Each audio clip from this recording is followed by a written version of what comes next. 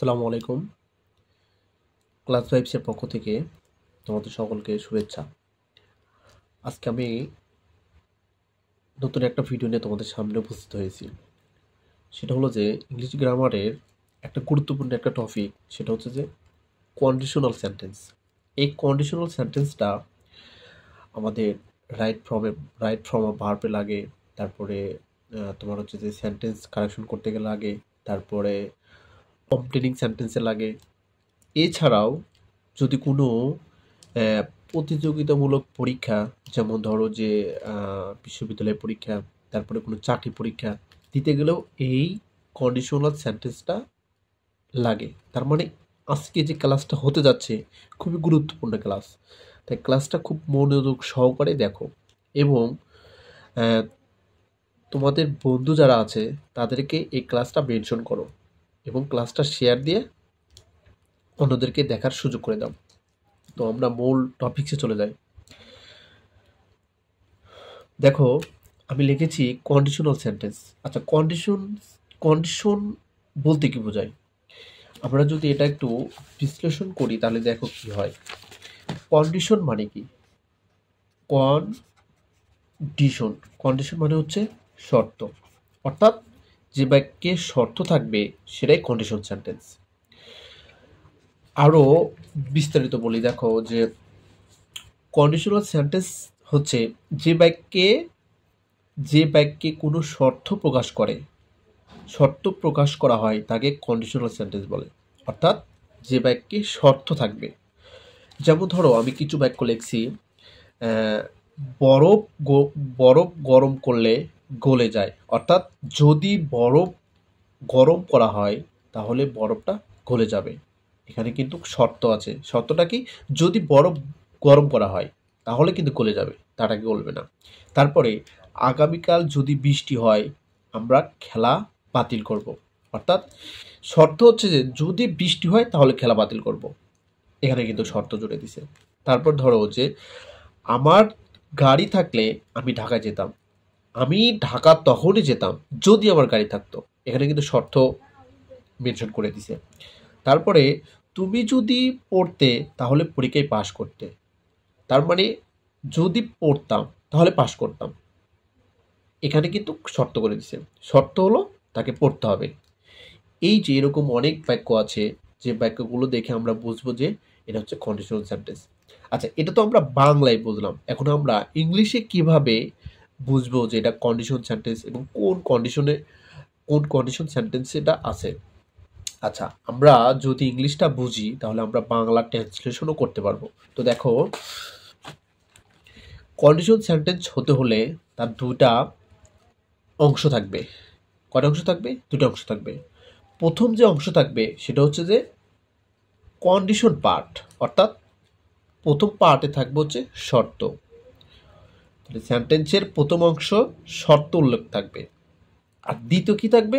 সে শর্তের ফলাফল প্রকাশ করবে। অর্থাৎ প্রথম অংশে থাকবে হচ্ছে শর্ত, দ্বিতীয় অংশে থাকবে হচ্ছে ফলাফল। এটা আমি লিখি। ধরো প্রথম অংশ প্রথম অংশ কি থাকবে? শর্ত। আর দ্বিতীয় অংশ কি থাকবে? তার ফলাফল। বিষয়টা কেমন? বিষয়টা হচ্ছে আমি যে বাক্য লিখি, ধরো যে এখানে একটা বাক্য লিখছিলাম, সেটা হচ্ছে যে আমার গাড়ি থাকলে আমি ঢাকায় যেতাম। আচ্ছা, শর্ত হচ্ছে আমার যদি গাড়ি থাকে, আমার গাড়ি থাকে, আমার যদি গাড়ি থাকে তাহলে কি করতাম? আমি ঢাকায় যেতাম। আমি ঢাকায় যেতাম। তাহলে দেখো, এখানে কিন্তু শর্ত হচ্ছে যদি আমার গাড়ি থাকে, ফলাফলটা কি? তা আমি ঢাকায় যেতাম। তাহলে এটা হচ্ছে গা প্রথম অংশ, আর এটা হচ্ছে তোমার দ্বিতীয় অংশ। তার মানে প্রথম থাকবে হচ্ছে শর্ত, আর দ্বিতীয় থাকবে তার ফলাফল। আরও একটা উদাহরণ দিয়ে বুঝি। দেখো, বরফ গরম করলে গলে যায়। আচ্ছা, বরফ যদি গরম করা হয় এটা হচ্ছে প্রথম অংশ, আর কি হবে তার ফলাফল? গলে যাবে। তাহলে এটা হচ্ছে প্রথম, এটা হচ্ছে দ্বিতীয় অংশ। তাহলে আমরা উদাহরণ দেখে কি বুঝলাম? কন্ডিশনাল সেন্টেন্সে দুটো অংশ থাকবে, একটা শর্ত আর একটা হচ্ছে তার ফলাফল।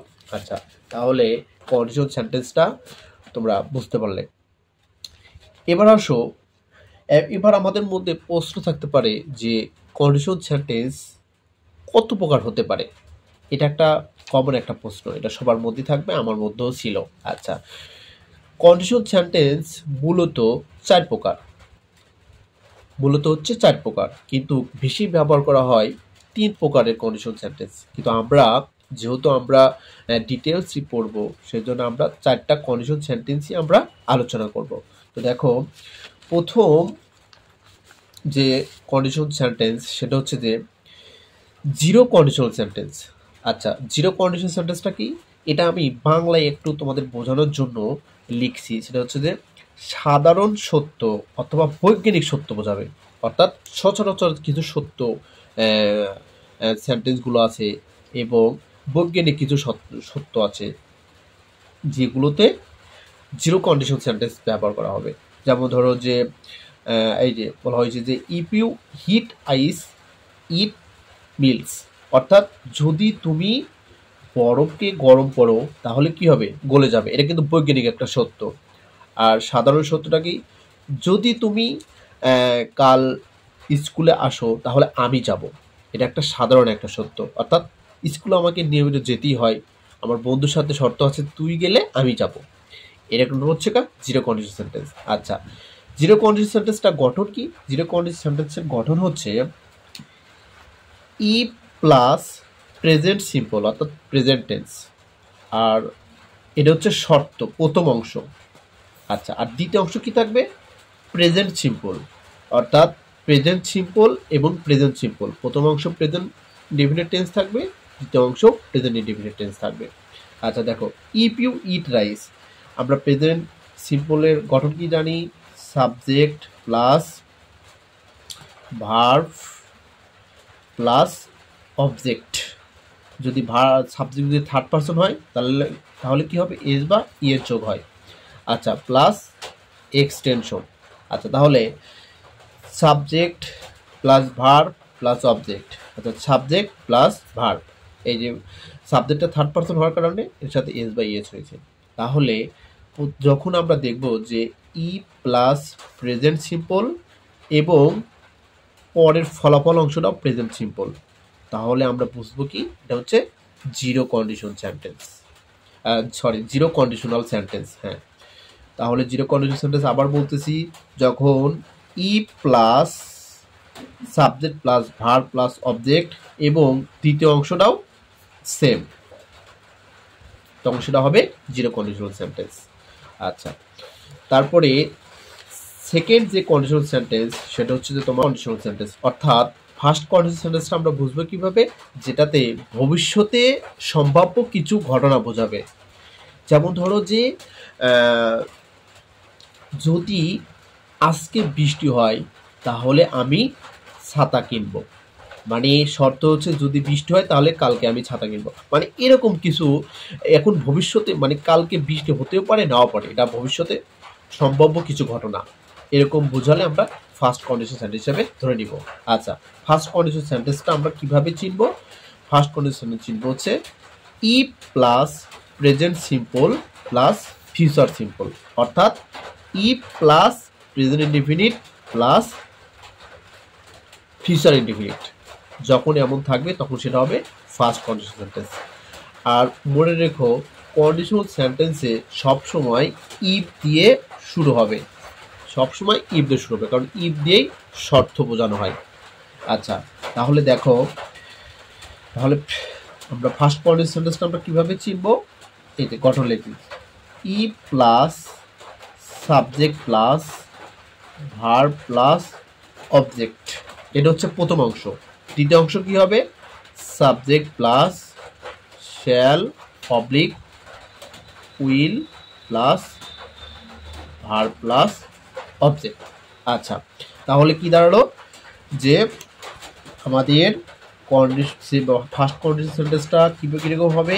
ই plus subject plus verb plus object, এটা হলো প্রথম অংশ। আর দ্বিতীয় অংশ সাবজেক্ট প্লাস শ্যাল অথবা will plus verb plus object, এটা হচ্ছে ফলাফল অংশ দ্বিতীয় অংশ।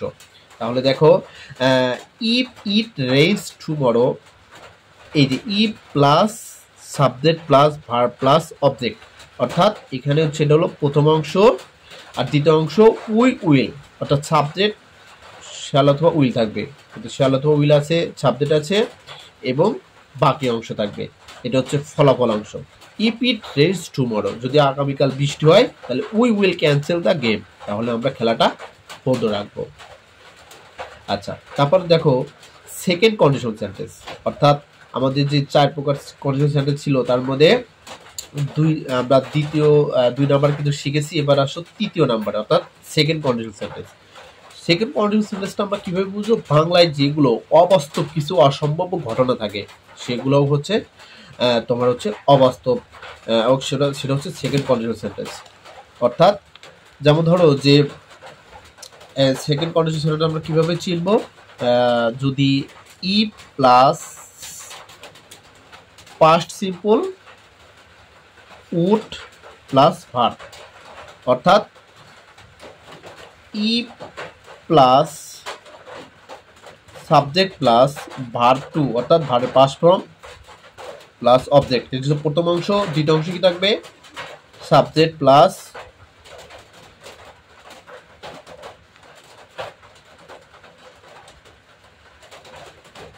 Would plus verb plus object. আচ্ছা, আর এটা হচ্ছে প্রথম অংশ। আর দ্বিতীয় অংশ কি থাকবে? Subject plus would plus verb plus object, এটা হচ্ছে ফলাফল অংশ দ্বিতীয় অংশ। তাহলে যদি আমরা সেন্টেন্স দেখি তাহলে কি হয় দেখো, if plus subject plus had plus past form, অর্থাৎ হ্যাভ এল প্রেজেন্ট ফর্ম, পাস্ট ফর্ম হচ্ছে হ্যাড। আচ্ছা, তাহলে এটা ভার্ব টু, তাহলে if plus subject plus verb two plus object, এটা হলো প্রথম অংশ। আর দ্বিতীয় অংশ subject plus would plus verb plus object. আচ্ছা, উডের পর কিন্তু সবসময় ভার্ব অন হবে, কিন্তু এটা আবার ভার্ব টু করে রেখো না। আচ্ছা, তাহলে যখনই ই প্লাস পাস্ট সিম্পল এবং পরবর্তী কি হবে would plus verb plus object, সেটা হচ্ছে সেকেন্ড কন্ডিশনাল সেন্টেন্স। নাম্বার সেটা হচ্ছে থার্ড কন্ডিশনাল সেন্টেন্স। আচ্ছা, থার্ড কন্ডিশনাল সেন্টেন্সটা কি? আমরা যখন অতীতের অবাস্তব ঘটনা, যেটা কখনো ঘটেনি এমন ঘটনা থাকলে সেটাকে বলা হয় থার্ড কন্ডিশনাল সেন্টেন্স। আচ্ছা, থার্ড কন্ডিশনাল সেন্টেন্স আমরা কিভাবে চিনব? যখন if plus past perfect, if plus past perfect, এটা হচ্ছে থাকবে প্রথম অংশ। দ্বিতীয় অংশ কি থাকবে? Subject plus would have plus ভার্বের পাস্ট পার্টিসিপল ফর্ম। অর্থাৎ বিষয়টা হচ্ছে যে if plus subject plus had plus verb three plus object, এটা হচ্ছে প্রথম অংশ। দ্বিতীয় অংশ কি থাকবে? Subject plus